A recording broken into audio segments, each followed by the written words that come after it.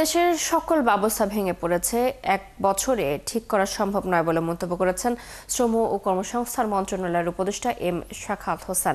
সকালে নাটোর জেলা প্রশাসকের সম্মেলন কক্ষে শ্রমিক কল্যাণ ফাউন্ডেশনের চেক হস্তান্তর অনুষ্ঠানে প্রধান অতিথির বক্তব্যে তিনি একথা বলেন। এ সময় তিনি আরও বলেন, দেশ শুধু গার্মেন্টস এবং জনশক্তি খাতেই রপ্তানি করছে, এই দুটি খাত টিকিয়ে রাখতে হবে জানান তিনি। অনুষ্ঠানে উপস্থিত ছিলেন জেলা প্রশাসক Asma Shahin, police super Amjad Hossain, civil surgeon doctor Arifin Siddique সহ অনেকে।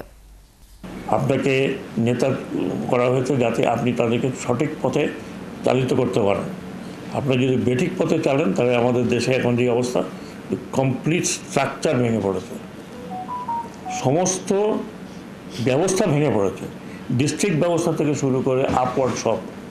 এটাকে 8 মাসে, 10 মাসে, 1 বছরে ঠিক করা খুব সম্ভব না।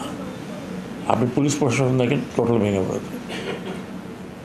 ল অ্যান্ড অর্ডারে প্রায়ই শোনেন যে পুলিশ কাজ করছে না, করবে কীভাবে? স্ট্রাকচার নাই তো।